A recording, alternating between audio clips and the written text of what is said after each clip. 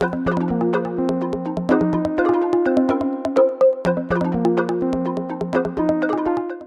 voudrais me balader sur ce qu'on appelle une greenway. Donc, qu'est-ce que c'est une greenway? C'est un passage piéton. Donc, il y en a pas mal à Setagaya, il y en a à Meguro, il y en a vers Jiugaoka aussi. Et donc, qu'est-ce que c'est que ces passages? C'est en fait, avant que Tokyo soit Tokyo, quand c'était encore Edo, il y avait des canaux et des rivières un peu partout qui traversaient la ville. Et ben, ils ont été comblés, voire même des petites lignes de train. Et ils ont été comblés et à la place, on a fait des petits passages piétons comme ça. Donc c'est rigolo parce que en général, ils ont des noms de rivières. Donc celui-là, par exemple, c'est donc Jakuzuregawa. Donc c'est le nom de la rivière et donc Greenway, Ryukudo. Et donc vous pouvez voir en fait le du début, hein, donc Koizumi Koen, tout à gauche. Donc on est à peu près au milieu. On est à côté de la Nihon-Loku, donc c'est une grosse route en hauteur, route nationale, hein, qui traverse la ville. Et donc tac tac tac, ça continue, ça continue. Et en fait, si on va jusqu'au bout, je ne sais pas si j'irai jusqu'au bout aujourd'hui avec vous, ou peut-être que ça sera en 2 fois. On arrive à Nakameguro, qui est un peu un quartier un peu sympa. C'est un peu le canal Saint-Martin de Tokyo. C'est là où tu vas avec ta meuf pour kiffer un peu les petits dates romantiques.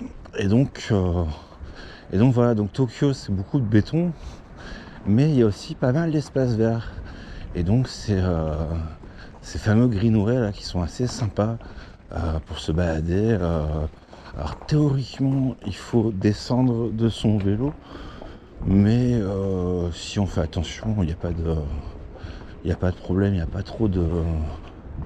Les vélos peuvent aller à peu près partout ici, hein. Ils peuvent rouler sur les trottoirs, c'est pas un problème du tout. Il faut juste faire attention. Par contre, on n'a pas le droit de rouler à deux. Donc tu peux rouler sur le trottoir, mais tu peux pas avoir un passager, sauf si c'est des sièges enfants. Et là, par contre, tu peux en avoir deux, peut-être même plus. Mais donc on voit les mamans sur des vélos qui tapent la vitesse pour emmener les enfants à l'école le matin. Mais à deux, non, interdit. Et aussi, on n'a pas le droit théoriquement, de picoler à vélo. Donc ils peuvent vous contrôler. Alors si vous avez le permis, vous pouvez le perdre. Mais bon, moi ça m'est jamais arrivé. De toute façon, j'ai pas le permis. Et donc, désolé, hein, je fais les petits reniflements parce qu'il fait un peu frais. Et donc voilà. Alors, et puis alors ouais, les vélos, c'est que ils ont un numéro d'immatriculation. Alors je sais pas si c'est obligatoire ou pas.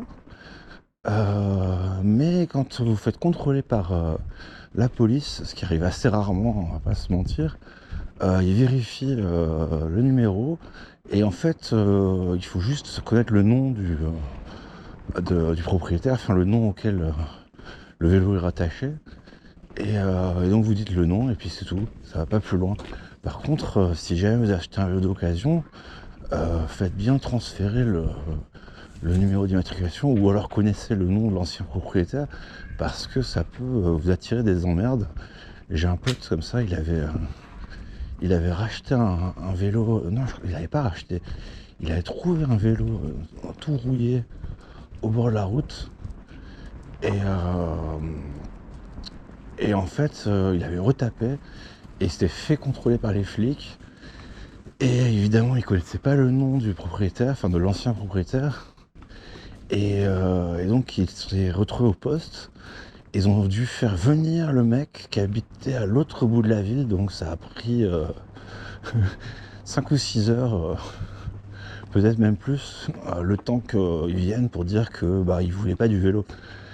et que mon pote pouvait le garder. Donc faites attention si vous achetez un vélo d'occasion, enregistrez-le ou faites transférer le propriétaire, le nom du propriétaire ou de la propriétaire d'ailleurs. Donc voilà. Alors là, on est dans un coin, on se rapproche de... alors vous connaissez Lopongi? Lopongi, c'est un peu le coin pour faire la fête pour les gaijins. Hein, alors c'était beaucoup plus fun il y a 15 ans, 20 ans peut-être. Il y avait beaucoup de clubs qui étaient souvent gratuits pour les étrangers et pour les femmes. Et donc c'était un peu décadent. Et puis ils ont construit des hôtels, tous les clubs qui avaient ont plus ou moins fermé. Et donc voilà, Lopongi. Et donc Lopongi, ça veut dire Loku, 6, Ron. Donc c'est un truc pour compter. Et Gi, donc c'est un arbre, donc c'est les 6 arbres. Et alors pourquoi je vous parle de ça? Parce qu'on n'est pas du tout à Lopongi, mais on se rapproche de Gorongi. Et donc c'est les 5 arbres. Et donc c'est assez rigolo. Je sais pas s'il y en a d'autres. Yorongi, peut-être les 4 arbres ou Nanarongi, les 7 arbres. Mais donc voilà, il y a les 5 arbres et c'est dans le coin. Donc voilà, donc encore une fois, hein, on est dans du résidentiel. Enfin encore une fois, je sais pas, parce que je sais pas exactement quelle vidéo j'ai fini par éditer et celle que j'ai jetée. Parce que je vous montre pas tout, hein. J'essaie quand même, c'est peut-être pas évident, mais il y a un minimum de contrôle qualité j'essaie de faire sur ce que je mets en ligne. Donc si c'est vraiment trop sale ou trop shaky, je fais le tri quand même un petit peu. Et du coup j'ai déjà essayé de vous montrer un petit peu ces fameux greenway, mais je crois que j'ai encore rien mis en ligne. Ou alors peut-être au début sur la vidéo à Sangenjaya, ça se termine peut-être sur un greenway, je sais plus. Et donc alors pourquoi je parle de Gorongi? Parce qu'en fait j'habitais dans ce coin il y a 10 ans, il y a plus de 10 ans même. Ouais, c'était je me souviens d'avoir trouvé cet appart qui était pas très grand, mais c'était mon premier appart un peu normal, on va dire, avec une cuisine, une grande chambre, un balcon, donc appart un peu moderne. J'étais assez content à l'époque. Et alors l'avantage, c'est un avantage et un inconvénient, c'est quand vous habitez à plus de 10 minutes à pied de la gare, les prix chutent vraiment, donc ça devient beaucoup moins cher. Et à l'époque, je faisais pas mal la fête, et ça évitait d'avoir des visites à l'improviste de personnes qui passaient dans le coin, parce que ça m'était arrivé. Et c'est pas forcément ce que vous voulez. Alors, une petite maison un peu pas nécessairement à l'ancienne, mais l'entrée quand même un peu tradie, avec encore les décorations du Nouvel An, parce qu'on est lundi, on est le 4 je crois aujourd'hui. Ouais, c'est ça. Et donc vous voyez le pain là, les branches de pain, et puis les petits zigouigouis blancs. Donc ça c'est la décoration du Nouvel An. Donc ça va peut-être rester encore quelques jours. Et donc là pareil, hein, on est dans les rues un peu derrière.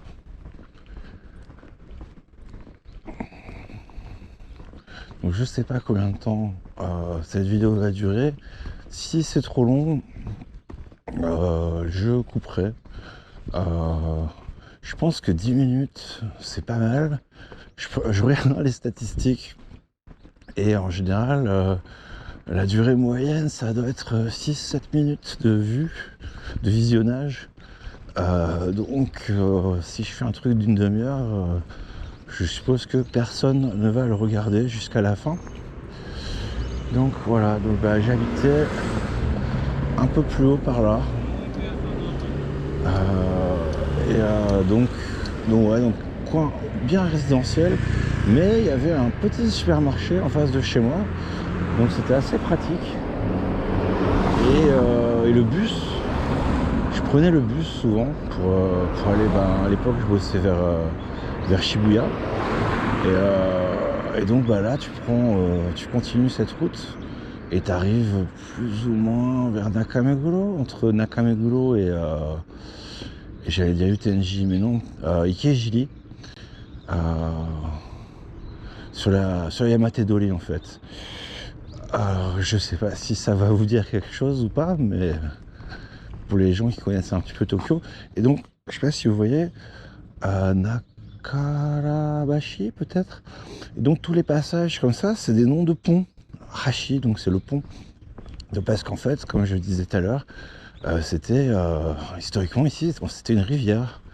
Ah, il y a encore des petits bouts de passage avec un petit ruisseau sur le côté, mais c'est pas partout, hein. Et donc là, je voulais vous montrer ce coin parce que c'est très joli. C'est une petite balade pour kiffer. Pas de trafic. Et donc c'est à pied, quand il fait beau comme ça, c'est très agréable, hein.